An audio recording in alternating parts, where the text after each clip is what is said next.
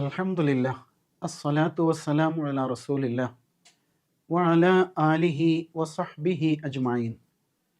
സ്നേഹനിധികളായ മക്കളെ, അസ്സലാമു അലൈക്കും വറഹ്മത്തുള്ളാഹ്. അള്ളാഹു നമ്മെ അനുഗ്രഹിക്കുമാറാവട്ടെ.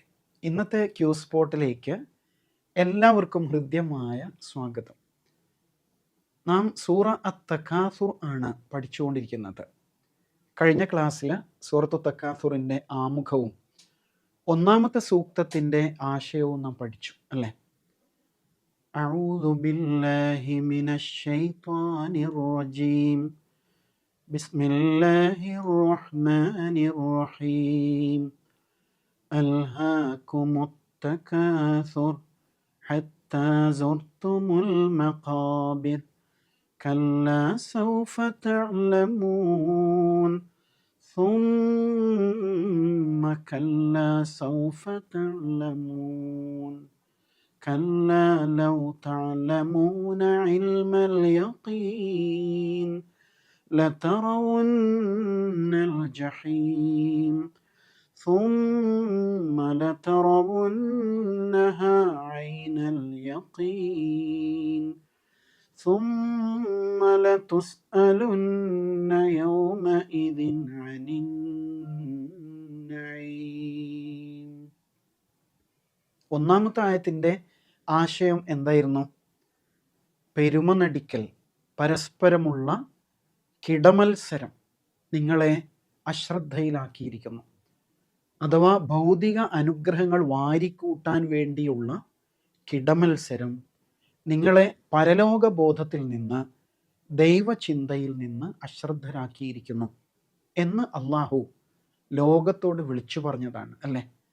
അന്ന് അറേബ്യയിൽ ഈ വചനങ്ങൾ അവതരിക്കുന്ന കാലത്ത് ഇതേപോലെയുള്ള അവസ്ഥ ഉണ്ടായിരുന്നു. ഇന്നും അതേ അവസ്ഥ തുടരാണ്, ലോകത്തിന് മാറ്റം ഉണ്ടായിട്ടില്ല അല്ലേ? ഇനി അള്ളാഹു തആല അടുത്ത സൂക്തം ഇതിനോട് കണക്റ്റ് ചെയ്യാണ്. മനുഷ്യൻ്റെ ഈ ലോകത്തോടുള്ള ആസ്വാദനങ്ങളോടുള്ള ആഗ്രഹം ഏതുവരെ ഉണ്ടാവും? ഹത്താ സുർതുമുൽ മഖാബിർ. ഹത്താ വരെ, സാറ യസൂറു സന്ദർശിച്ചു എന്നാണ് അർത്ഥം. സിയാറ കേട്ടിട്ടില്ലേ? സന്ദർശനം എന്നാണ് ആശയം. ഹത്താ സുർത്തും, നിങ്ങൾ സന്ദർശിച്ചു. സുർത്തും അൽ മഖാബിർ, ഖബറിടങ്ങൾ, ശ്മശാനങ്ങൾ എന്നാണ് അർത്ഥം. ഹത്താ സുർത്തുമുൽ മഖാബിർ, നിങ്ങൾ ഖബറിടങ്ങൾ സന്ദർശിക്കുന്നതുവരെ, അല്ലെങ്കിൽ നിങ്ങൾ ഖബറിടങ്ങളിൽ ചെന്നെത്തുന്നതുവരെ എന്നാണ് ആശയം. എന്താ ഉദ്ദേശിക്കുന്നത്? ഹത്താ സുർത്തുമുൽ മഖാബിർ, നിങ്ങൾ ഖബറിടങ്ങൾ സന്ദർശിക്കുന്നതുവരെ എന്ന് പറഞ്ഞാൽ മരണം വരെയും നിങ്ങൾ ഈ കളി കളിച്ചുകൊണ്ടിരിക്കും. അതാണ് മനുഷ്യൻ്റെ പ്രകൃതം എന്ന് അള്ളാഹു സൂചിപ്പിക്കാൻ. ഖബർ എന്ന വാക്കിൻ്റെ അർത്ഥം ശവക്കുഴി എന്നാണ് അല്ലേ?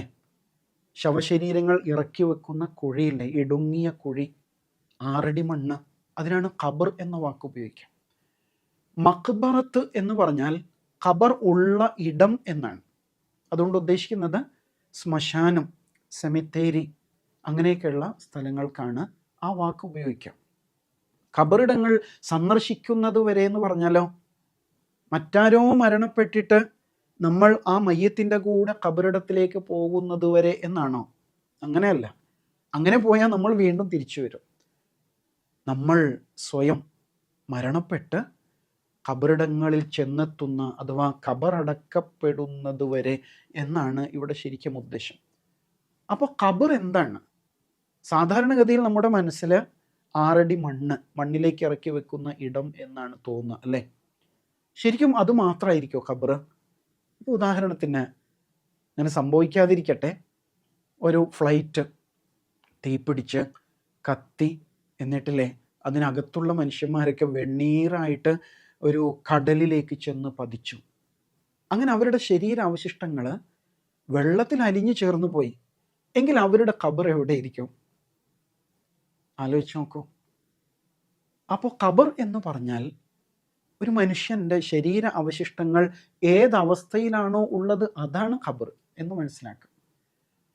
അപ്പോൾ ഇവിടെ ഖബറിടങ്ങൾ സന്ദർശിക്കുന്നത് വരെ എന്ന് പറയുമ്പോൾ ഏതവസ്ഥയിലും ഒരാൾ മരണപ്പെട്ടു പോകുന്നത് വരെ എന്നാണ്. അപ്പോൾ നിങ്ങൾ ആലോചിക്കുന്ന വേറൊരു കാര്യമായിരിക്കും അല്ലേ?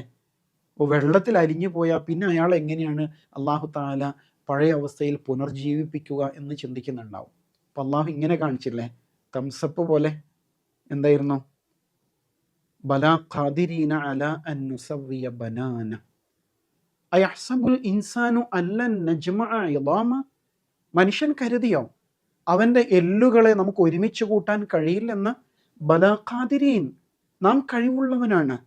അല അൻ നുസവ്വിയ ബനാന, ഈ വിരൽ തുമ്പിനെ ഇങ്ങനെ ശരിപ്പെടുത്തിയ നമുക്കതിന് കഴിയും.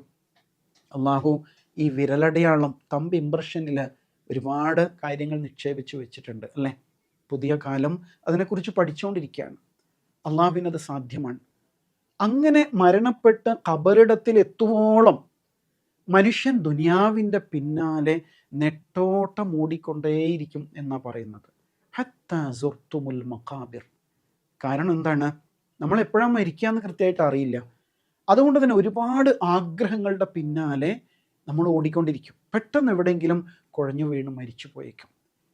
ഇത് ശരിക്കും വലിയൊരു താക്കീതാണ്. അല്ല മോനെ, മരിക്കണ്ടേ, നീ എന്ത് കളിയാ കളിക്കുന്നത് എന്ന് ചോദിക്കുന്ന പോലെയാണല്ലേ. നീ എങ്ങനെ ഓടിയാലും മരണം വരെയല്ലേ ഓടുള്ളൂ. പലപ്പോഴും സംഭവിക്കുന്നത് എന്താണെന്നറിയോ, നമ്മളിങ്ങനെ ഭൗതികമായ ആഗ്രഹങ്ങളുടെ പിന്നാലെ ഓടും. ഇപ്പോൾ തന്നെ എന്താ നമ്മുടെയൊക്കെ മനസ്സിൽ, വലിയ വലിയ അതിസമ്പന്നരായ ആളുകളെ പോലെ ആകണം. അങ്ങനെയുണ്ടല്ലോ, ലോകത്ത് ബിൽഗേറ്റ്സ് ഉണ്ട്, എലോൺ മസ്ക് ഉണ്ട്, ഇങ്ങനെയൊക്കെ പലരും ഇല്ലേ. അവരെ പോലെയൊക്കെ ആകണമെന്ന് ആഗ്രഹിച്ചിട്ട് ഉള്ള കുതിപ്പിലായിരിക്കും നമ്മൾ. തീർച്ചയായിട്ടും ശ്രമിക്കണം, അതിൽ യാതൊരു സംശയമില്ല. പക്ഷേ ഈ ലോകത്തിൻ്റെ പിന്നാലെ മാത്രം ഓടിയാൽ നമുക്ക് വരാനിരിക്കുന്ന പരലോകത്ത് എന്താണ് ബാക്കി ഉണ്ടാവുക എന്നുകൂടി ആലോചിക്കണം അല്ലേ? അതിസമ്പന്നരായ ആൾക്കാർ ആദ്യം അവർ ജോലി ചെയ്യുന്നത് വീട്ടിലേക്ക് അരി വാങ്ങിക്കാൻ വേണ്ടി, ഭക്ഷണം കഴിക്കാൻ വേണ്ടിയൊക്കെയാണ്. അങ്ങനെ സ്വന്തം കാര്യമൊക്കെ സെറ്റായി കഴിയുമ്പോൾ പിന്നെ തോന്നും എൻ്റെ നാട്ടിലെ ഏറ്റവും വലിയ സമ്പന്നനാവണം, പിന്നെ ഈ കേരളത്തിലെ അതിസമ്പന്നൻ, ഇന്ത്യയിലെ ഏറ്റവും വലിയ സമ്പന്നൻ, പിന്നെ ലോകത്തെ നമ്പർ 1 ആകണം എന്നൊക്കെയാണ് പിന്നെ ആഗ്രഹിക്കുക അല്ലേ? ആ ലിസ്റ്റിൽ ഉൾപ്പെടാൻ വേണ്ടി ആഗ്രഹിക്കും. അങ്ങനെ പോയിട്ട് അവസാനം പരലോകത്തിന് വേണ്ടി ഒന്നും നേടാതെ എല്ലാം നശിച്ചു പോകുന്ന അവസ്ഥയിൽ, കയ്യിലൊന്നും ഇല്ലാത്ത അവസ്ഥയിൽ പരലോകത്തേക്ക് പോകേണ്ടി വരും. അങ്ങനെ സംഭവിക്കരുതെന്നാണ് അള്ളാഹു ഉണർത്തുന്നത്. ഖബറിലേക്ക് പോകുമ്പോൾ കുറേ സുഹൃതങ്ങൾ കൂടെ ഉണ്ടാവണം അല്ലേ? റസൂൽ സല്ലല്ലാഹു അലൈഹി വസല്ലം ഉണർത്തുന്നുണ്ടല്ലോ, ഒരാൾ മരിച്ചാൽ അയാളുടെ സൽക്കർമ്മങ്ങൾ ഒഴികെ ബാക്കിയെല്ലാം അയാളെ വിട്ടു പിരിഞ്ഞു പോകും. അയാളുടെ സമ്പത്ത് കൂടെ ഉണ്ടാവില്ല, അതുപോലെ ബന്ധുജനങ്ങൾ കൂടെ ഉണ്ടാവില്ല, പേരും പ്രശസ്തിയും കൂടെ ഉണ്ടാവില്ല. അയാൾ ചെയ്ത കർമ്മങ്ങളെ ഉണ്ടാവുള്ളൂ. അത് നേടിയെടുക്കണം എന്നാണ് അള്ളാഹു തആല ഇവിടെ നമ്മെ ഉണർത്തുന്നത് എന്ന് മനസ്സിലാക്കാം. മരിച്ചാലും ദുനിയാവിനോട് കൊതി തീരാത്ത ആൾക്കാരുണ്ട്. ഇങ്ങനെയൊക്കെ ചില കവികൾ പാടിയില്ലേ, ഞാൻ മരിച്ചാൽ എന്നെ മുന്തിരി വള്ളിയുടെ ചുവട്ടിൽ കുഴിച്ചിടണം, അപ്പോൾ എനിക്ക് അതിൻ്റെ വേരുകളിൽ നിന്ന് ലഹരി നുകരാൻ കഴിയുമല്ലോ എന്ന് ആഗ്രഹം പ്രകടിപ്പിച്ചവരെ നമുക്ക് കാണാൻ പറ്റും. അപ്പോൾ അള്ളാഹു സുബ്ഹാനഹു തആല അവിടെ വെച്ച് പെട്ടെന്ന് അത് സ്റ്റോപ്പ് ചെയ്യാണ്.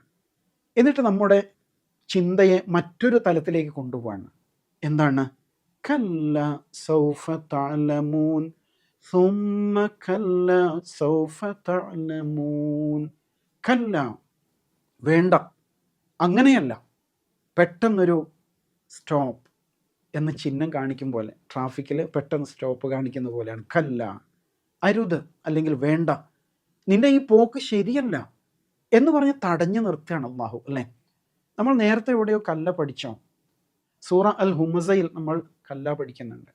അപ്പോൾ അതേ കല്ലാല യുംബദന്ന ഫിൽ ഹുത്തമ എന്നായിരുന്നു അത്. അപ്പോൾ ഇവിടെ ഈ സൂറയിൽ 3 കല്ല വരുന്നുണ്ട്. പറഞ്ഞുകൊണ്ടിരിക്കുന്ന ഒരു കാര്യത്തെ തടയിട്ടുകൊണ്ട് അതിൻ്റെ മറുവശം പറയുക എന്നതാണ് കല്ല എന്ന പ്രയോഗത്തിൻ്റെ ഉദ്ദേശം. അങ്ങനെയല്ല, വേണ്ട, നിൻ്റെ ഈ പോക്ക് ശരിയല്ല എന്നൊക്കെ അള്ളാഹു തആല തടയിട്ട് പറയാണ്. എന്നിട്ട് സൗഫ തഅലമൂൻ, സൗഫ, പിന്നീട്, സമീപ ഭാവിയിൽ, ഉടൻ തന്നെ, തഅലമൂൻ, നിങ്ങൾ അറിയും, അലിമ യഅലമു, അറിഞ്ഞു, തഅലമു, നീ അറിയും, തഅലമൂൻ, നിങ്ങൾ അറിയും എന്നാണ്. But you will soon come to know. കല്ല സൗഫ തഅലമൂൻ, അല്ലാഹു തആല പറയാണ്. വീണ്ടും അത് ആവർത്തിക്കുന്നുണ്ട്. സുമ്മ പിന്നെയും, കല്ലാ സൗഫ തഅലമൂൻ വേണ്ട, നിങ്ങൾ പിന്നീട് അറിയും എന്നാണ് ചേർത്ത് പറയുന്നത്. ഖുർആനിൽ ഇങ്ങനെ ആവർത്തനങ്ങൾ ധാരാളം കാണാം. എന്താ ഉദ്ദേശം? പറഞ്ഞ കാര്യം ഒന്നുകൂടി സ്ട്രെസ് ചെയ്ത് സ്ട്രോങ് ആയിട്ട് ഓർമ്മപ്പെടുത്തുന്ന ശൈലിയാണ് ഇത് എന്ന് മനസ്സിലാക്കാം. സൗഫ പിന്നീട് എന്നാണ് അർത്ഥം, ഉടൻ, സമീപഭാവിയിൽ എന്നൊക്കെയാണ് അതിൻ്റെ ആശയം. നേരത്തെ നമ്മൾ സ എന്ന അക്ഷരം പഠിച്ചു ഓർക്കുന്നുണ്ടോ? എവിടെയായിരുന്നു? സൂറ അൽ മസദിലാണ് പഠിച്ചത് അല്ലേ? അബൂലഹബിനെ കുറിച്ച് പഠിച്ചപ്പോൾ സ യസ് ല നാറൻ ദാത്ത ലഹബ് എന്ന് പഠിച്ചിരുന്നു. ആ സായുടെ ഫുൾ ഫോം ആയിട്ട് തന്നെയാണ് സൗഫ എന്ന വാക്ക് വരുന്നത്. കല്ലാ സൗഫ തഅലമൂൻ, സുമ്മ കല്ലാ സൗഫ തഅലമൂൻ, അതെ പിന്നീട് നിങ്ങൾ അറിയും. ഇതൊരു സസ്പെൻസിൽ നിർത്തിയിരിക്കുക അല്ലാഹു. എന്തിനെ കുറിച്ചാണ് പറയാൻ പോകുന്നത്?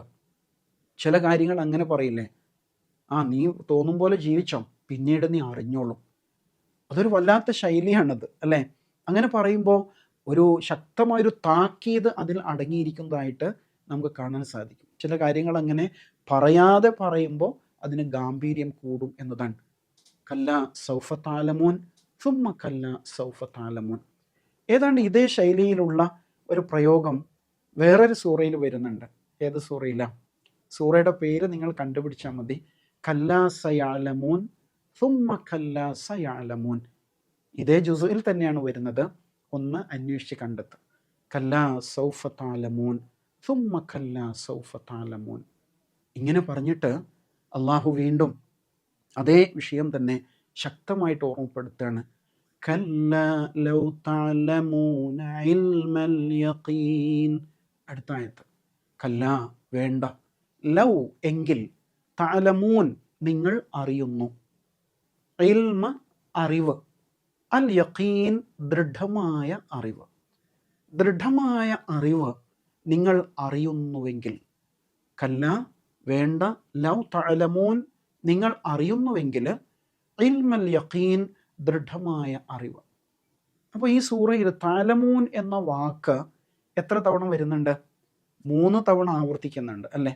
കല്ല 3 തവണ, അതേപോലെ തഅലമൂൻ എന്ന വാക്കും 3 തവണ ആവർത്തിക്കുന്നു. വീണ്ടും ഇൽമൽ യഖീൻ എന്ന് ചേർത്ത് പറയുന്നു. അറിവിന് ഇസ്ലാം, ഖുർആൻ അങ്ങേയറ്റം പ്രാധാന്യം നൽകുന്നുണ്ടല്ലോ, അതുകൂടി ഇതിൽ നമുക്ക് മനസ്സിലാവും.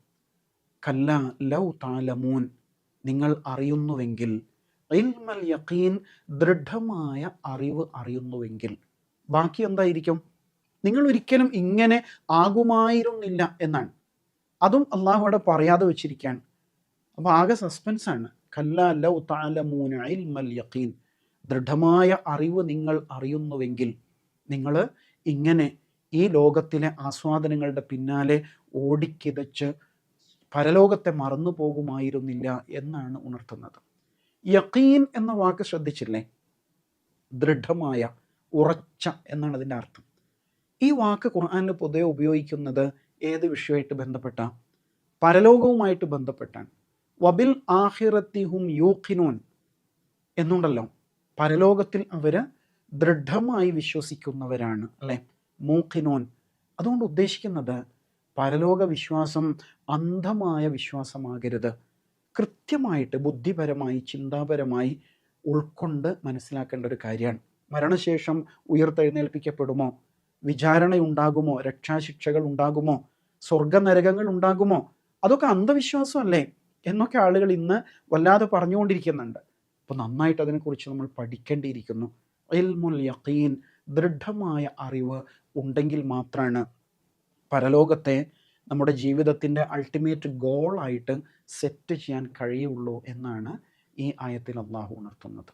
പടച്ച തമ്പുരാൻ പരലോകം ലക്ഷ്യമാക്കി ജീവിതത്തെ ക്രമീകരിക്കുവാൻ നമുക്കെല്ലാം തൗഫീഖ് നൽകുമാറാവട്ടെ. വആഖിറു ദഅ്വാന അനിൽ ഹംദുലില്ലാഹി റബ്ബിൽ ആലമീൻ. അസ്സലാമു അലൈക്കും വറഹ്മത്തുള്ളാഹി.